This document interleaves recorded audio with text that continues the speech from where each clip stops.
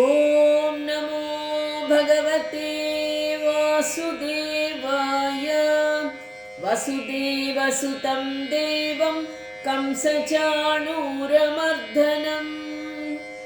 దేవకీ పరమానందం కృష్ణం వందే జగద్గురుం. ఎక్కడి మానుష జన్మం వెత్తిన ఫలమేమున్నది? ఎక్కడి మానుష జన్మం వెత్తిన ఫలమేమున్నది? నిక్కమునే నమ్మితి నీ చిత్తంబికను, నీ చిత్తంబికను. విడువను పాపము పుణ్యము, విడువను నా దుర్గుణములు, విడువను మిక్కిలి ఆశలు, విష్ణుడని మాయా. విడువను పాపము పుణ్యము, విడువను నా దుర్గుణములు, విడువను మిక్కిలి ఆశలు, విష్ణుడని మాయా. విడిచెద షట్కర్మంబులు, విడిచెద వైరాగ్యంబులు, విడిచెద షట్కర్మంబులు, విడిచెద వైరాగ్యంబులు, విడిచెద నాచారంబులు, విష్ణుడని మాయా. ఎక్కడి మానుష జన్మం వెత్తిన ఫలమేమున్నది? నిక్కమునే నమ్మితి నీ చిత్తంబికను, నీ చిత్తంబికను.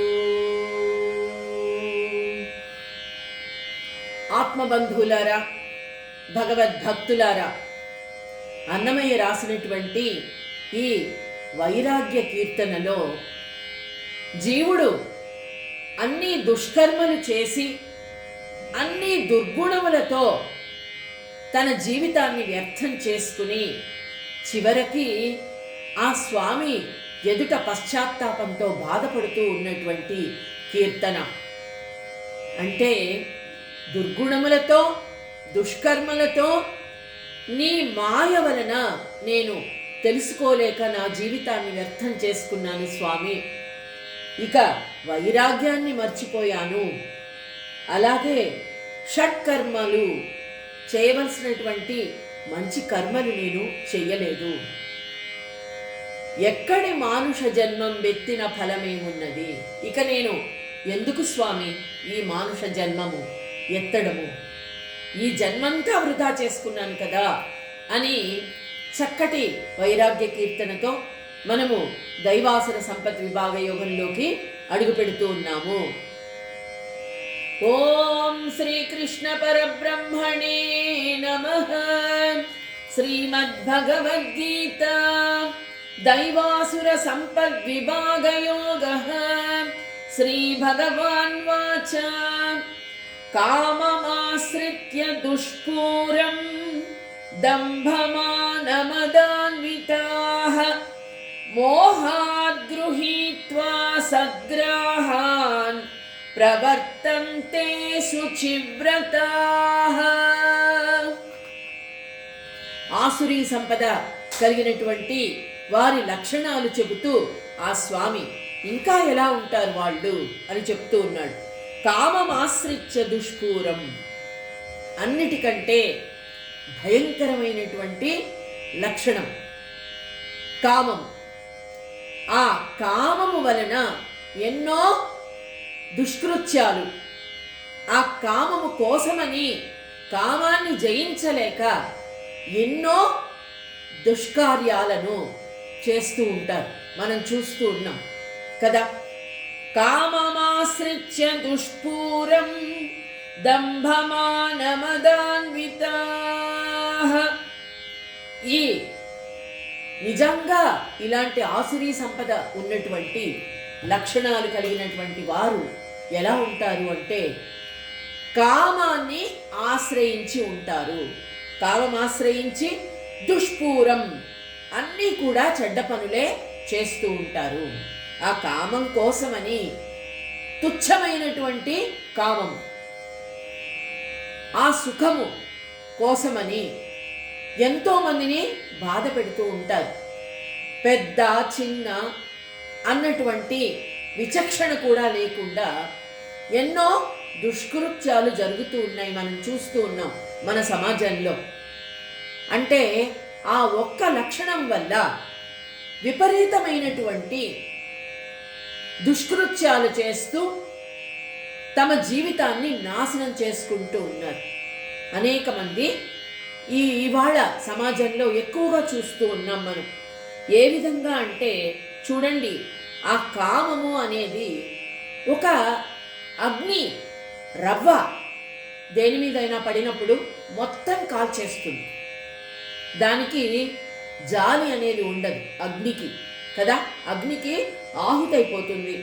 ఆ విధంగానే ఇక్కడ లోకులు కామాన్ని తమ హృదయానికి హత్తుకొని ఉంటారు.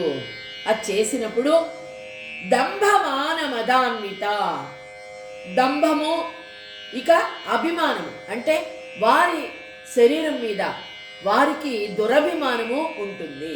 అభిమానం ఉండొచ్చు, మనం చెప్పుకున్నాం కదా, దుర్యోధనుడిది దురభిమానము, దంభము, తనకంటే గొప్పవాళ్ళు లేరని, చాలా నేనే గొప్పవాడిని, నన్ను అవమానిస్తుందా ద్రౌపది అన్నటువంటి ఒక్క లక్షణంతో కురుక్షేత్రమే జరిగింది.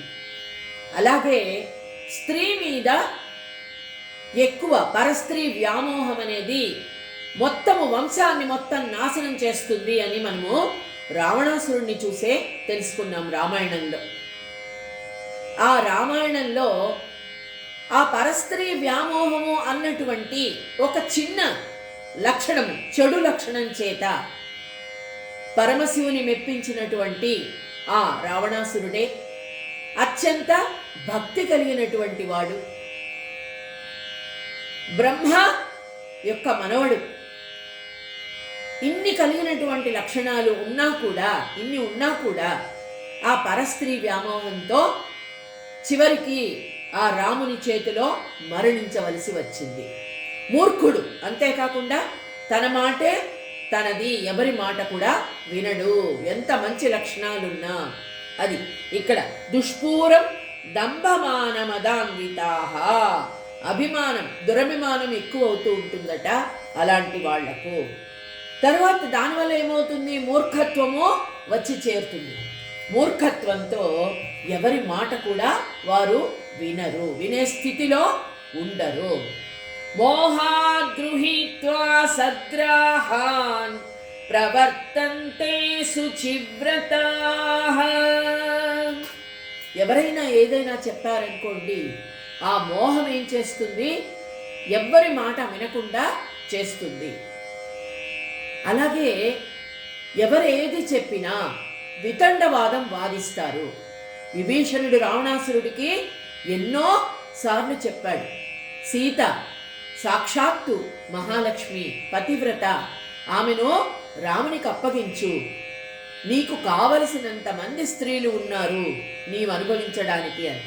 కానీ వితండవాదము వాదించాడు, ఇష్టపడినది చక్కగా అనుభవించాలి, ఎవ్వరు కూడా దీనికి అడ్డుపడకూడదు,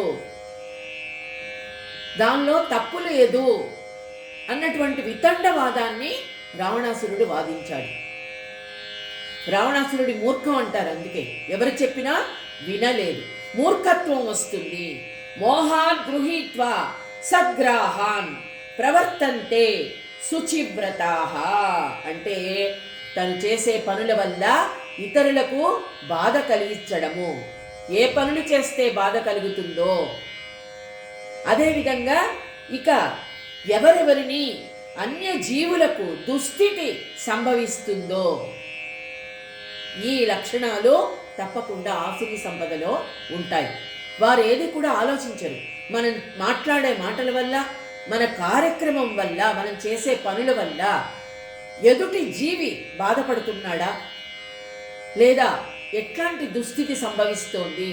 మరి ఆ మహాతల్లి సాక్షాత్తు శ్రీ మహాలక్ష్మి అవతారమైనటువంటి ఆ సీతాదేవిని చెరబట్టి తీసుకువచ్చి రావణాసురుడు బంధించడం జరిగింది.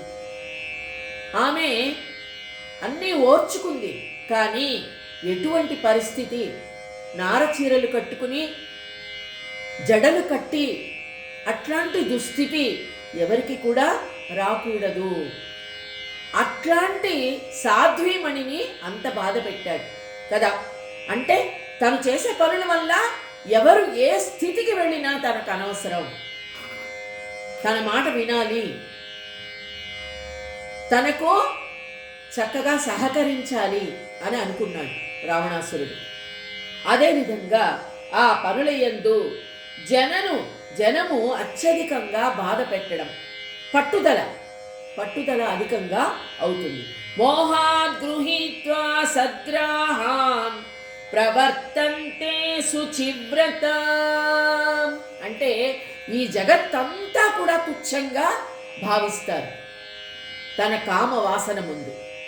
ఆ కోరిక తీర్చుకోవాలి అంతే, ఎవరేం చెప్పినా నేను వినను. విచక్షణ జ్ఞానము నశిస్తుంది. అందుకే పెద్దవాళ్ళు చెప్తారు, కామాతురాణం న భయం న లజ్జ. భయం ఉండదు, అలాగే సిగ్గు కూడా ఉండదు. ఎవరైనా ఏమైనా అనుకుంటున్నారా? చాలా నీచంగా అనుకుంటారు కదా. ఇలాంటి దుస్థితి వదిలిపెట్టాలి అన్నటువంటి, ఆ కామాన్ని వదిలిపెట్టాలి అన్నటువంటి భావం వారికి ఉండదు. ఎందుకంటే వారు చేసే పని వల్ల వారికి తప్పనిపించినప్పుడు ఎలాంటి పనులైనా చేస్తారు. అది చింతామపరిమేయాంచ ప్రళయాంతాముపాశ్రితాః కామోపభోగ పరమా ఏతావదితి నిశ్చితాః. ఇక కామము తీర్చుకోవాలి అన్నటువంటి కోరిక కలిగిన తరువాత దాని వలన దంభము, అలాగే మదము, అహంకారము, తన మీద తనకు దురభిమానము ఇవన్నీ కలుగుతాయి. ఆ తర్వాత ఏమవుతుంది? చింతామపరిమేయాంచ ప్రళయాంతాముపాశ్రితాః. చింతామపరిమేయాంచ ఒక విధమైనటువంటి చింత ఏంటంటే, వారి దేహం మీద అభిమానము ఎక్కువ, భోగాల మీద అభిమానము ఎక్కువ. మనం చెప్పుకున్నాం ఇంతకు ముందు కూడా, ఎక్కడో స్వర్గం ఉంది, ఆ స్వర్గంలో మనం వెళ్ళి అన్ని సుఖాలు అనుభవించాలి అనే కంటే ఇక్కడే ఈ లోకంలోనే అన్ని స్వర్గ సుఖాలు అనుభవిద్దాం. కానీ మరి మరణించిన తర్వాత ఏమవుతుంది అన్నటువంటి ఒక చింత, అంటే మరణం గురించి చింత ఎలాంటి వాళ్ళకు ఉంటుంది అంటే, ఇదే నిజమైనటువంటి జీవితము, ఇదే మనం అనుభవిస్తున్నటువంటిదే నిజమైనటువంటి భోగాలు, ఇదే నిజమైన సంపద అని భావించే వారికి మరణం అంటే భయం ఉంటుంది. కానీ పుట్టిన ప్రతి జీవి మరణించక తప్పదు. కొంత సమయం వచ్చిన తర్వాత, కొంత వయస్సు వచ్చిన తర్వాత మరణాన్ని కూడా సంతోషంగా ఆహ్వానించాలి అని పెద్దవాళ్ళు చెప్తారు. అయితే మరణాన్ని ఆహ్వానించడం ఎవరికి కూడా ఇష్టం ఉండదు, కానీ భయపడవలసిన అవసరము లేదు. మరణం గురించి భయం ఎవరికి ఉంటుంది అంటే, ఈ భోగాల మీద అత్యంత మోహము కలిగినటువంటి వారికి.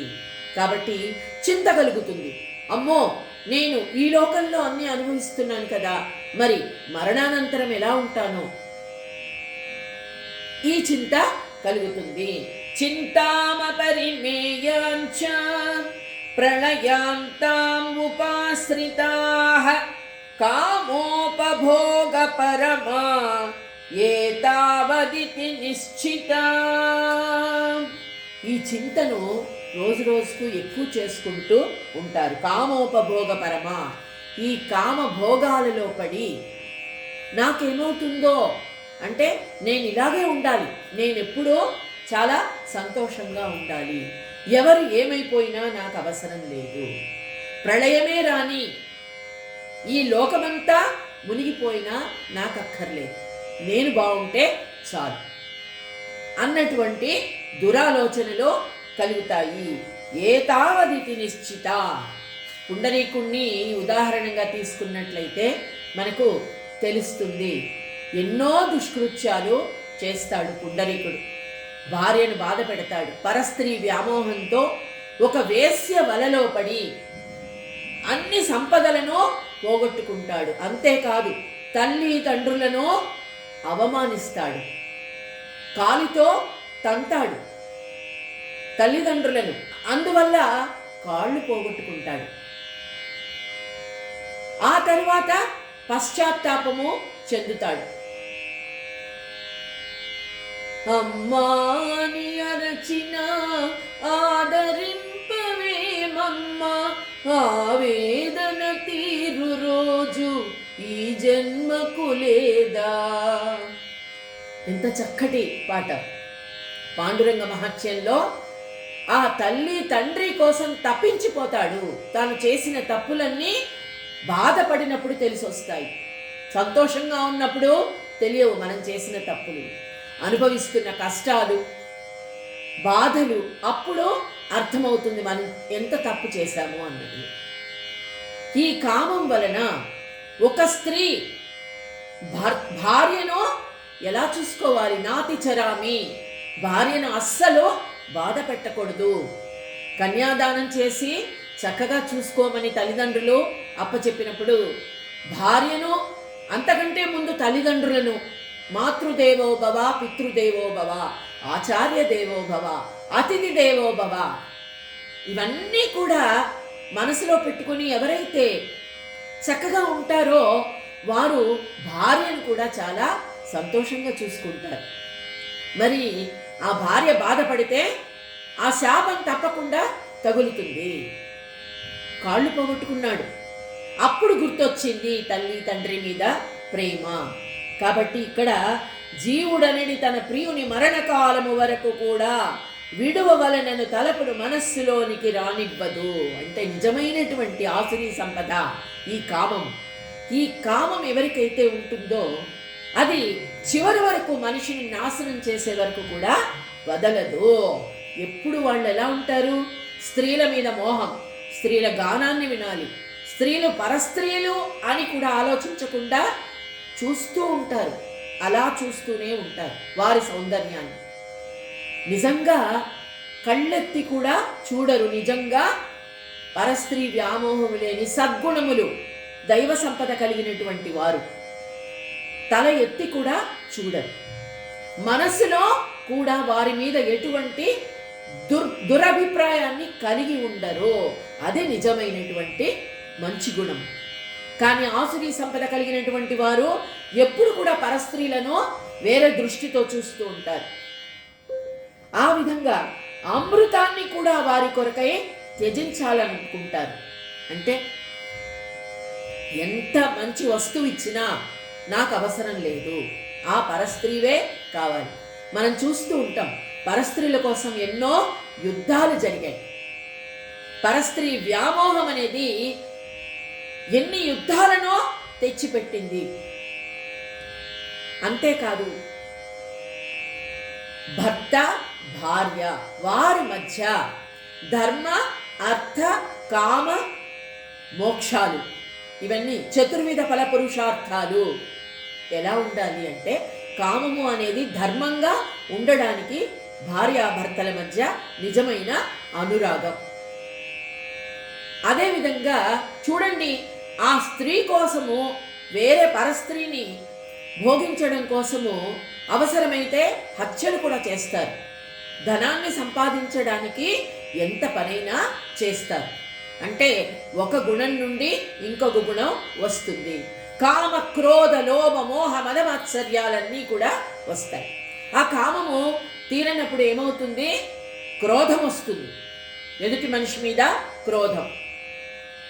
ఆ కోరిక తీరకపోతే ఎదుటి మనిషిని హత్య చేయడానికి కూడా వెనుకాడడు. అలాంటి అన్యాయాలే ఇవాళ మనం ఎన్నో చూస్తూ ఉన్నాం. కానీ అది నిజమైన ఆసురి సంపద.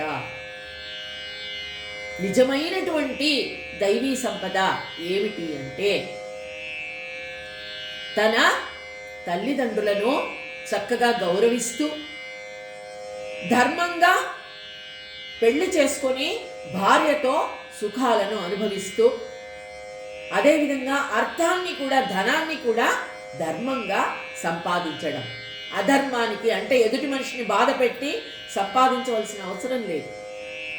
ఆ ధనంతో మనము సుఖంగా ఉండి మన ఇంటికి వచ్చిన నలుగురికి మనము ఆతిథ్యం ఇవ్వగలిగిన స్థితి ఉంటే చాలు. అప్పుడు అందరూ కూడా సంతోషంగా సుఖంగా ఉంటారు. ఇక్కడ దిగంతము, పాతాళము, స్వర్గము వీటన్నిటినీ సరిహద్దులను కూడా విడిచి పరిగెడతారు కామాన్ని అనుభవించడానికి. ఎంత చెడ్డ లక్షణమో చూడండి. సుఖము అనేది ఎక్కడుంది? తుచ్చమైనటువంటి శారీరక సుఖము నిజమైన సుఖము కాదు, ఆత్మసుఖము. ఆత్మసుఖం ఎప్పుడు కలుగుతుంది అంటే మనము ఇతరులకు ఏదైనా మంచి చేయగలిగినప్పుడు, ఇతరులకు ఏదైనా సేవ చేయగలిగినప్పుడు, ఈ కారణ శరీరంతో ఇతరులకు పనికొచ్చే పనిని ఏదైనా చేయగలిగినప్పుడు, మనకున్న ధనాన్ని సక్రమంగా దాన ధర్మాలకు వినియోగిస్తూ మనం అనుభవిస్తూ, అదేవిధంగా మనం చెప్పుకున్నాం ఏమిటి, ఎక్కువ కోరికలు మోహాన్ని కలుగచేస్తాయి. కోరిక ఉండవలసిందే, కానీ మనకు ఎంతవరకు అవి పరిమితమో ఆ కోరికలను మనం అదుపులో పెట్టుకోవాలి. అదుపులో పెట్టుకోవాలి అంటే ఇంద్రియాలను మన అదుపులో పెట్టుకోవాలి. ఇంద్రియాలను అదుపులో పెట్టుకునే ఒక శక్తిని ఆ స్వామి, ఆ కృష్ణ పరమాత్మ మనకు ఇవ్వాలని మనస్ఫూర్తిగా కోరుకుందాం. ఓం శ్రీకృష్ణ పరబ్రహ్మణే నమః.